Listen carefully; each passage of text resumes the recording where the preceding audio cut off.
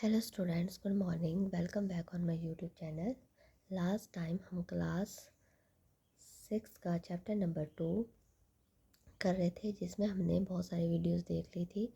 और लास्ट जो टॉपिक हमने पढ़ा था वो था analysis about the different plant and animal and their adaptation. ठीक है, किस तरीके से अडेप्ट करते हैं खुद को सराउंडिंग में, और कैसे एनिमल जो है या फिर प्लांट एक दूसरे से वेरी करते हैं डिफरेंट रीज़न पर। ओके, तो रोडोडेंड्रॉन के बारे में हमने पढ़ लिया था।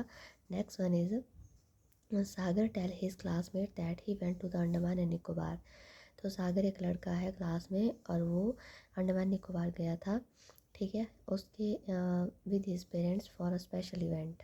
ही saw huge whale and colourful fish in the ocean. तो उसने वहाँ पर एक बहुत बहुत बड़ी बड़ी व्हेल्स देखी थी और कलरफुल फिशेस देखी थी ओशन में। ठीक है, his father explain that the streamline body of fish make it easier for them to swim in water. तो उसके पापा ने बताया था कि जो स्ट्रीमलाइन बॉडी होती है फ़िश की, उसकी वजह से जो फिशेस होती है वो पानी में अच्छे से स्विम कर पाती है। We have learned that the plant and the animal living in the particular region have special feature that make them fit to survive there. तो हमने पीछे रोडोडेंड्रॉन से भी देख लिया कि डिफरेंट रीजन में जो रोडोडेंड्रॉन पाए जाते हैं वो किस तरीके से एक दूसरे से वेरी करते हैं। उसी तरीके से एनिमल जो है उनके भी फीचर डिफरेंट प्लेस पे डिफरेंट होते हैं और वो खुद को उस एरिया में पर्टिकुलर रीजन में फिट करने के लिए अपने फीचर्स को चेंज करते हैं। और उसको क्या बोलते हैं, the special feature that enable the plant animal to survive in particular region is called adaptation. तो इस तरीके की जो फीचर होता है जब किसी एनिमल या प्लांट का वो फीचर अकॉर्डिंग टू रीजन या अकॉर्डिंग टू सर्वाइवल चेंज होता है, that is called the adaptation. The shape of the deodar tree and the height of the rhododendron are adaptation. तो जो शेप है देवदार की, हाइट है रोडोडेंड्रॉन की, ये दोनों अडेप्टेशन के ही एग्जाम्पल और फीचर है। ठीक है, माउंटेन रीजन पे किस तरीके से वो रहते हैं। The place where the plant animal live is called their habitat. तो ऐसा प्लेस जहाँ पर कोई प्लांट और एनिमल रहता है उसको बोलते हैं habitat. For example, habitat of sea turtle in the sea and the ocean, and the habitat of camel is the hot and the cold desert, and the habitat of rhododendron is mountain. ठीक है, तो sea turtle कहाँ रहता है, सी या ocean में, तो उसका हैबिटेट हो गया। कैमल जो है कोल्ड और हॉट डेजर्ट में रहता है, तो डेजर्ट उसका हैबिटेट हो गया। उसी तरीके से रोडोडेंड्रॉन माउंटेन पे होते हैं तो वो उसका हैबिटेट हो गया। Plant animal provide them food water air shelter and the need for their survival. तो जो हैबिटेट होता है ना, वो किसी भी प्लांट को एनिमल को फूड शेल्टर एक्सेट्रा प्रोवाइड करता है। Many type of plant animal they may share the same habitat. तो बहुत सारे प्लांट और एनिमल जो है एक तरीके का हैबिटेट शेयर करते हैं।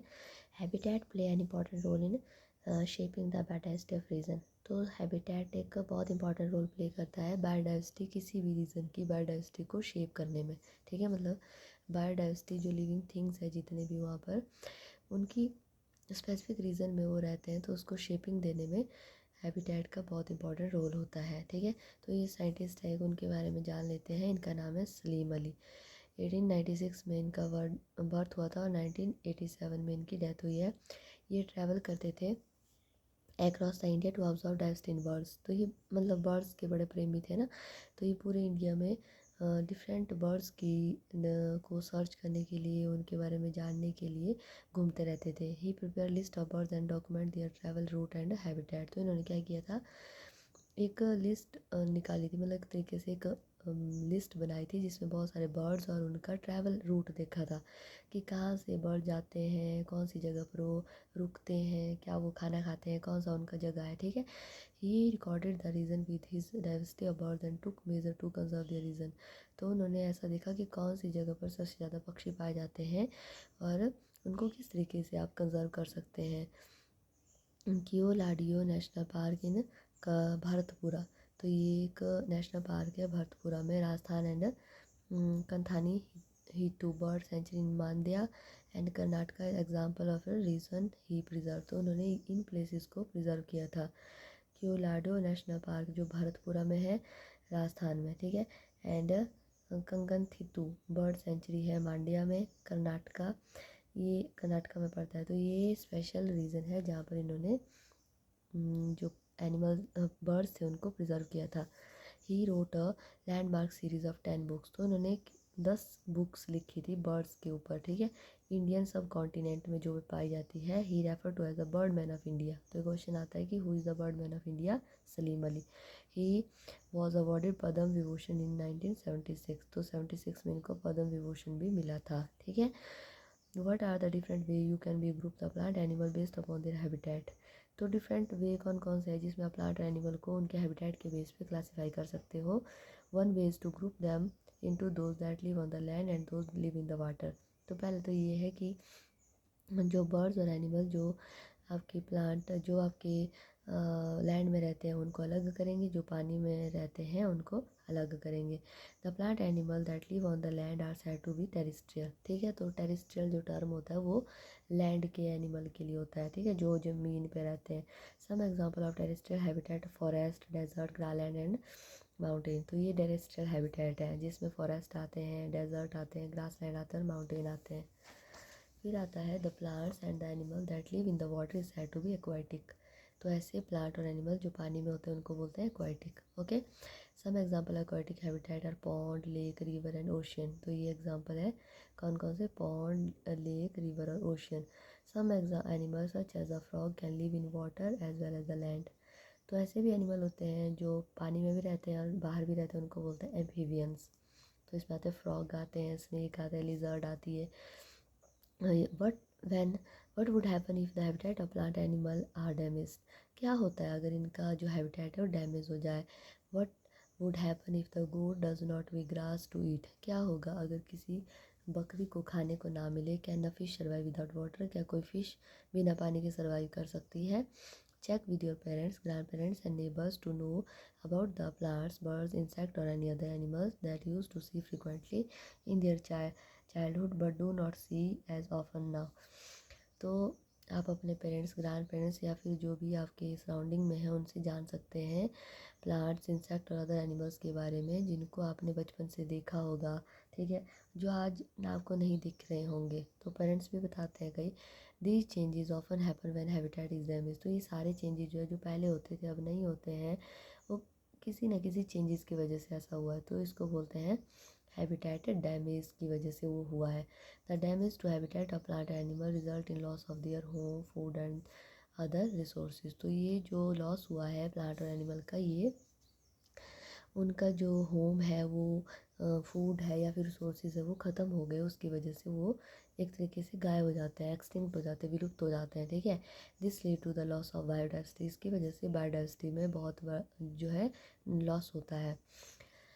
The population of the Bengal tiger, cheetah and the great Indian bustard have in decline in India due to loss of natural habitat, तो ये कुछ एनिमल्स है बंगाल टाइगर, चीता और ग्रेट इंडियन बस्टर्ड, इनकी जो पॉपुलेशन है ना प्रेजेंट में बहुत कम हो गई है due to the human activities in natural habitat, तो डिस्ट्रक्शन हो रही है, ह्यूमन बीइंग जो है क्या कर रहे हैं इनका जो प्लेसेस है जहाँ पर ये रहते हैं हैबिटेट है उसको डिस्ट्रक्ट कर रहे हैं, उनके पेड़ काट रहे हैं या फिर वहाँ पे ह्यूमन की आवाजाही हो रही है, ह्यूमन जाते रहते हैं जिसकी वजह से डिस्टर्ब होते हैं। The government of India has initiated the several project to conserve our diversity, तो इंडिया की जो गवर्नमेंट है उन्हें बहुत सारे प्रोजेक्ट स्टार्ट किए हैं डाइवर्सिटी को कंजर्व करने के लिए। तो प्रोजेक्ट टाइगर है जो सबसे पहले 1973 में इनिशिएट मतलब स्टार्ट किया गया था, declining population of Bengal tiger, मतलब बंगाल टाइगर की पॉपुलेशन को बचाने के लिए।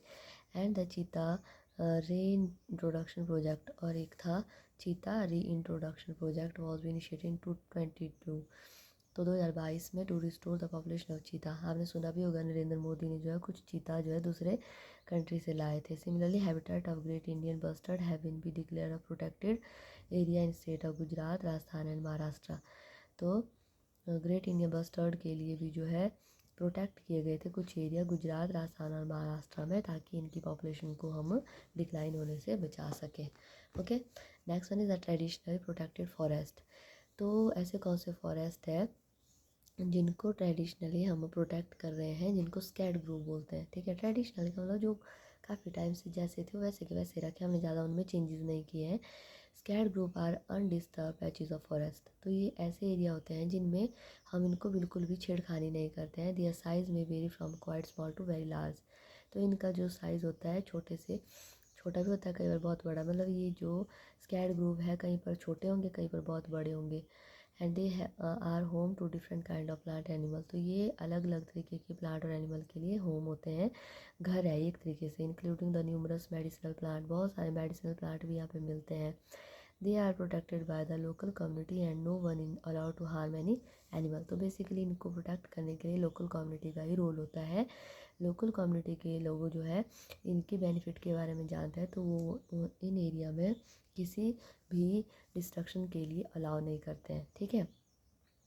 और वो पेड़ काटने के लिए मना करते हैं, उस एरिया में कोई दूसरी चीज़ भी नहीं की जाती है। This way sacred group are the community protected treasure of biodiversity. Find out about the sacred group in your region. तो आप अपने सराउंडिंग में भी स्कैड ग्रुप को फाइंड आउट कर सकते हैं, ठीक है। तो नेक्स्ट है we must be protect biodiversity to ensure our planet in full of life helping the plant animal to survive and thrive. तो हम अपने जो प्लेनेट को खुशहाल बनाने के लिए, अच्छा बनाने के लिए ये चीज़ें कर सकते हैं, ठीक है। तो इसके साथ ही ये जो चैप्टर है आपका यहाँ पे ख़त्म होता है। नेक्स्ट वीडियो में हम नेक्स्ट क्लास में नेक्स्ट चैप्टर हम स्टार्ट करेंगे, ठीक है। तो आई होप सबको ये समझ आ गया होगा। थोड़ा इसमें टर्म्स ऐसी है जिनको जो है याद करना पड़ेगा आपको, ठीक है। और है इंटरेस्टिंग चैप्टर ये, तो इससे आपको बड़ी क्लासेस में हेल्प मिलती है। तो जो आप बड़ी क्लासेस में जाते हो तो उसमें ये यही से स्टार्टिंग होती है कि किस तरीके से आप बायोडाइवर्सिटी में डिफरेंट ऑर्गेनिज्म को क्लासीफाई कर सकते हैं, ठीक है। तो इसके साथ ये चैप्टर ख़त्म होता है। तो आप प्लीज़, अगर आपको मेरी क्लासेस अच्छी लगती है तो please like share and subscribe my channel. और अगली वीडियो जो है आपको नोटिफिकेशन आ जाएगी अगर आप उसको सब्सक्राइब करेंगे। So thank you so much.